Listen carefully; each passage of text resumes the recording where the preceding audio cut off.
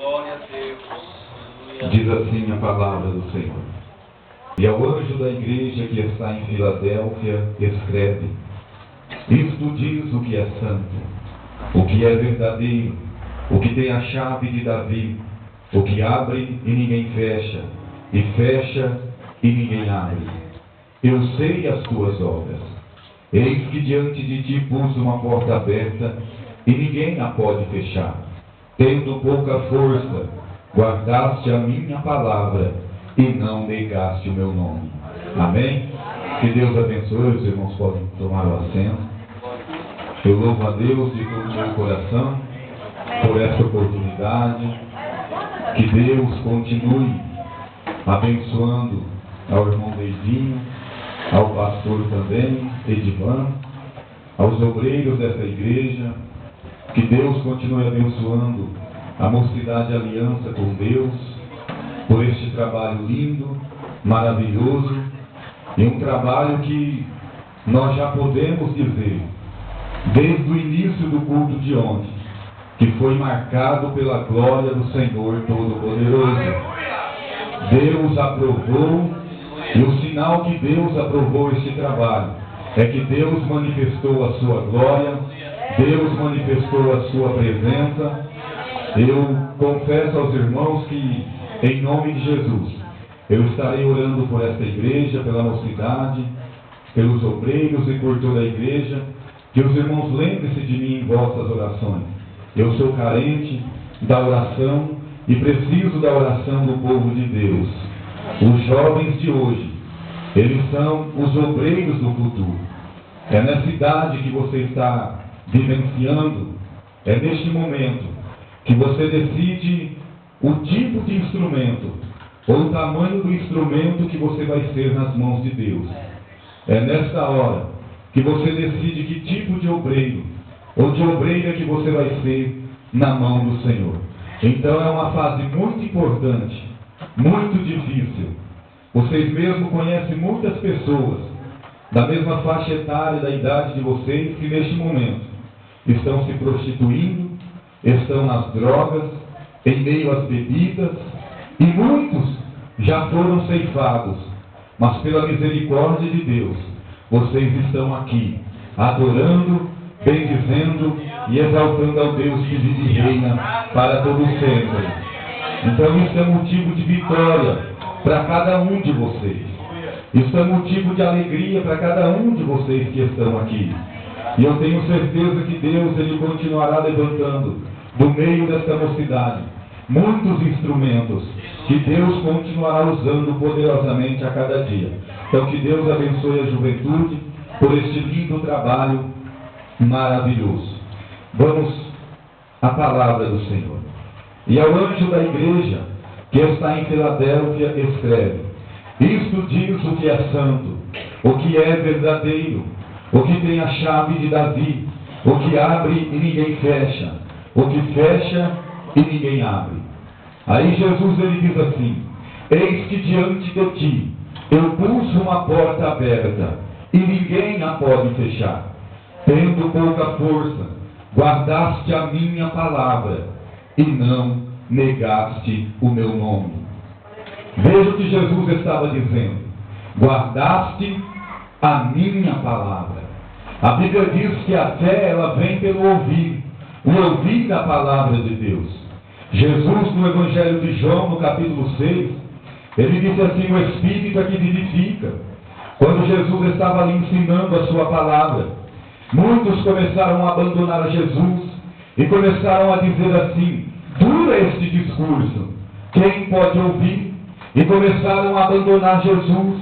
E Jesus dizia: o Espírito é que vivifica, a carne para nada serve. As palavras que eu vos tenho dito são Espírito e vida.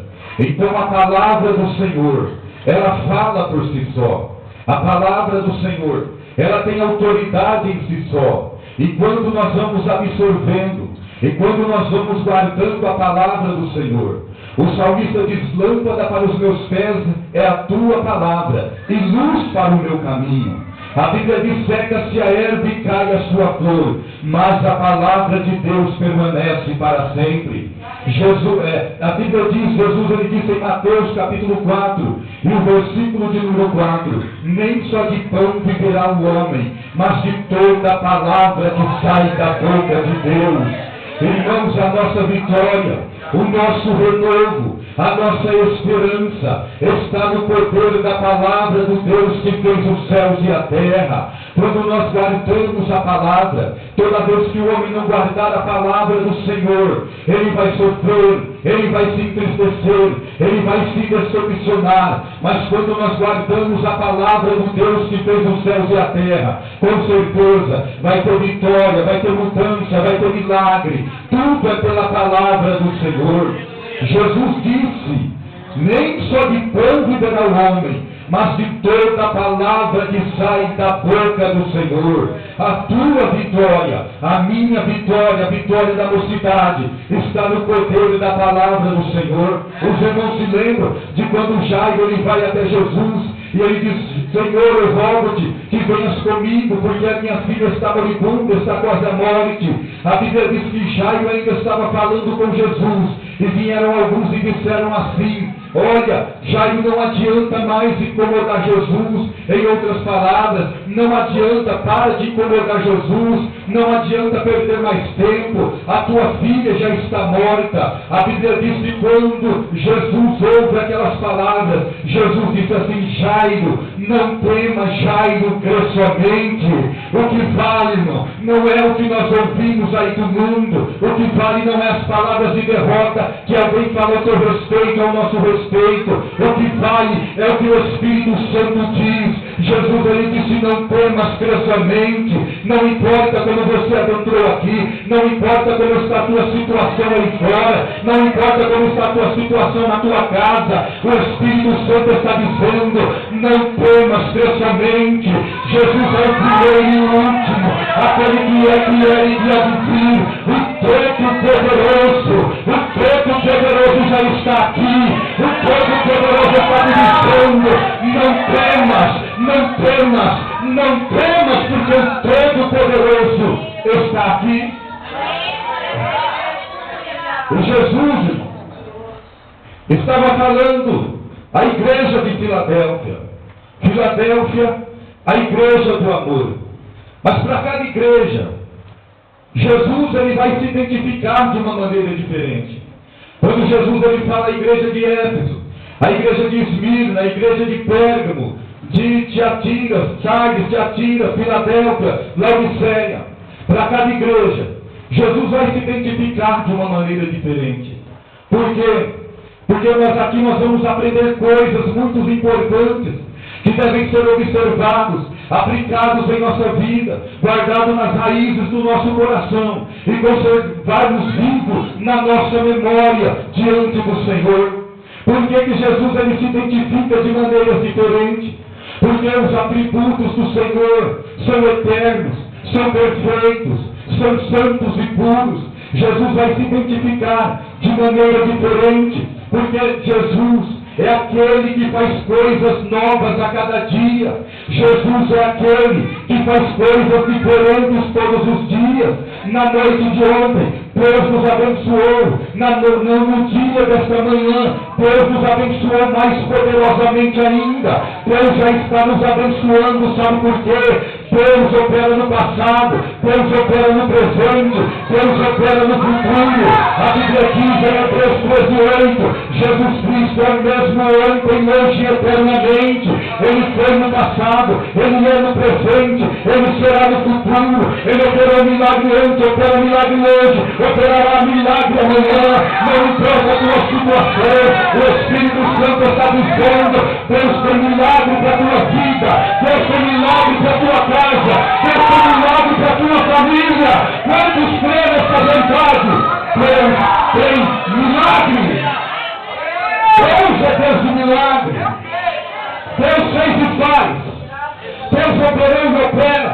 Deus realizou e realiza. Quando Deus fala, acontece. Você está aqui, mas o Espírito Santo está falando. A tua vida está nas minhas mãos. Eu faço o que eu quero, do jeito que eu quero, da maneira que eu quero. Eu levanto quem quero, eu uso quem quero. Porque Ele faz tudo. Ele quer. Jesus se identifica de maneiras diferentes, mas para todas as igrejas, Ele usa uma expressão em comum. Para todas, das 7 igrejas da Ásia, Ele vai dizer: eu conheço as tuas obras. Vai se identificar de maneiras diferentes, mas para todas Ele vai dizer: eu conheço as tuas obras. Sabe por quê? Porque quando Jesus quer falar, Ele não tem rodeio, Ele é direto, Ele é objetivo. É muito mais poderoso do que a águia. Como eu disse, a águia vê a sua presa e toma a decisão certa. Jesus é muito mais perfeito do que a águia. Ele é totalmente direto. E Ele diz: eu conheço as tuas obras. Sabe por quê? Para não ter como o homem depois se justificar. Ah, Jesus, mas eu fiz assim, eu agi assim, eu me portei assim. Jesus estava dizendo: não, eu conheço as tuas obras. Eu conheço tudo. Deus é o Deus que conhece todas as coisas. Eu estava vendo um vídeo hoje ali na casa do Leivinho, onde nós estamos, daquela missionária, Lana Holder. Irmãos, e eu nunca tinha visto. E hoje eu fiquei ali, fui dar uma olhada. E hoje ela pregando contra tudo aquilo que ela havia aprendido, pregando contra a Bíblia, pregando contra os pastores que pregam a verdade, pregando contra a verdade pura, real, do Evangelho de Cristo.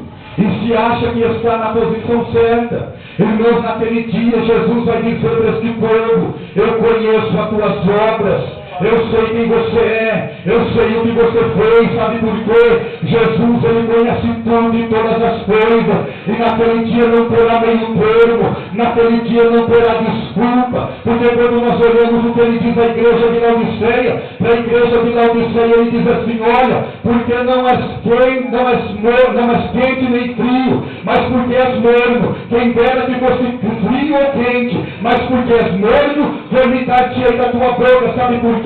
Jesus não quer ninguém morno. Morno fala de indecisão, morno fala de dúvidas, morno fala de alguém que hoje quer a santidade e amanhã já esqueceu da santidade.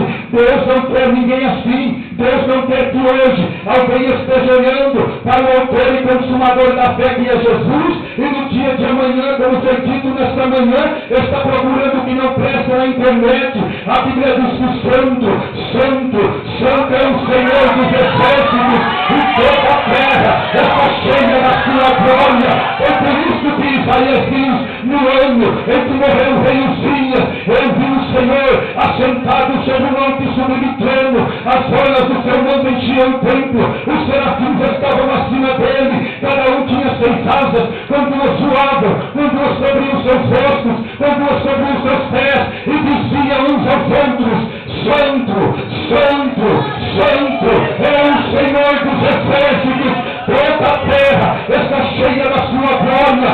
Isaías, naquela visão, ele disse: ai de mim, que vou perecendo, porque sou homens de lábios impuros, e habito no meio do povo de impuros lábios, e meus olhos viram o rei, o Senhor dos exércitos. Então ele diz assim: um dos serafins veio para mim, trazendo na mão uma brasa viva que tirara do altar com uma tenaz. Com ela tocou os meus olhos e disse: vê, a tua iniquidade foi tirada, o teu pecado foi purificado. E depois disto, Isaías diz, e depois disto, ouvi a voz do Senhor que dizia: a quem enviarei? Quem vir por nós? E Isaías disse: eis-me aqui, Senhor, envia-me a mim. É o Espírito Santo, está te perguntando, jovem, o Espírito de Deus pode te enviar nesta noite? Ei, irmã, o Espírito Santo, Ele pode te enviar. Se Ele pode te enviar, levanta a tua mão e diz: Senhor, envia-me a mim, envia-me a vida. Oh, quando ela me quando ela baixou. Aleluia, Espírito Santo. E Jesus, irmãos, Ele se identifica de maneira diferente. Para a igreja de Éfeso, cuidado com a água ali, onde? Para a igreja de Éfeso, Jesus, Ele se identifica dizendo: isto diz aquele que tem na sua destra as 7 estrelas e habita no meio dos 7 castiçais de ouro. Aquele que tem na sua destra e habita no meio dos 7 castiçais de ouro.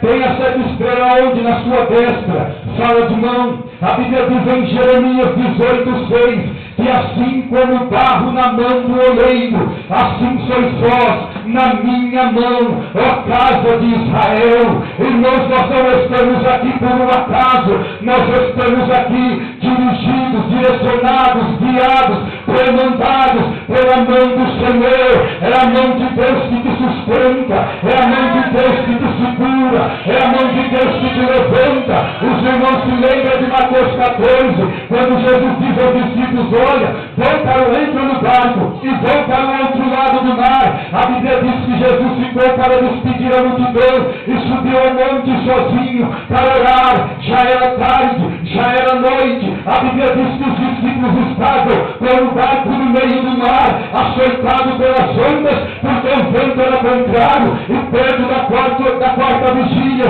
entre 3 e as 6 da manhã, Jesus ele vai caminhando em direção aos discípulos. Sabe por quê? Porque toda vez que Jesus ele vê alguém no sofrimento, toda vez que Jesus ele vê alguém açoitado pelas ondas contrárias da vida, ele sempre vai na direção do teu servo, ele sempre vai na direção da tua serva. E o Espírito Santo me manda te dizer nesta noite: para de dizer que Deus te esqueceu, para de dizer que Deus te abandonou, para de dizer que Deus não se preocupa com você. Isaías capítulo 49 e o versículo de número 15: pode uma mulher esquecer-se do filho que ainda mama, de modo que não se compadeça do filho do seu ventre, mas ainda que esta se esquecesse, eu todavia não me esquecerei de ti.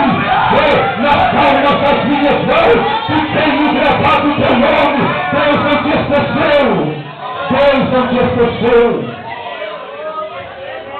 E a Bíblia diz que Jesus estava caminhando sobre as águas. Os discípulos tiveram medo, pensaram que era um fantasma, e gritaram. Jesus disse: tem de bom ânimo, sou eu, não temais. Pedro disse: Senhor, se és tu, manda-me ir ter contigo. Jesus disse: vem, Pedro, vem, Pedro. A Bíblia diz que Pedro começou a andar sobre as águas. Ele foi andando sobre as águas. Lugar de crente é acima das águas da tempestade. Lugar de crente é acima das águas do sofrimento.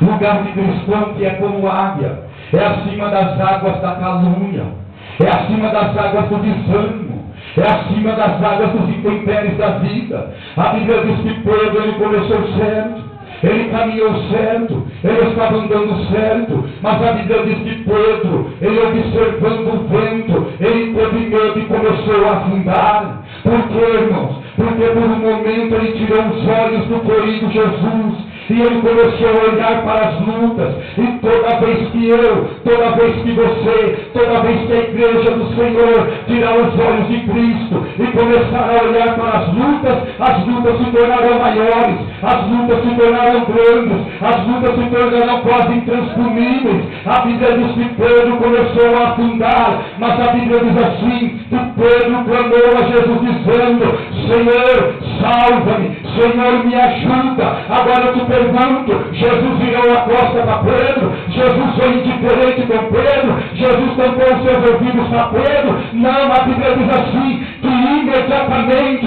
Jesus estendeu a mão, segurou a Pedro, levantou a Pedro e disse: homem de pequena fé, por que duvidaste? Eu quero te dizer, quem sabe as lutas da vida, o mar da vida, está afundando o teu sonho, está afundando a tua alegria, está afundando a tua esperança, mas nesta noite eu disse que você está na mão de Jesus. Jesus está estendendo a mão para o mar que você está enfrentando, e você, a partir de hoje, vai caminhar acima das águas da dificuldade para a glória do nome do Senhor.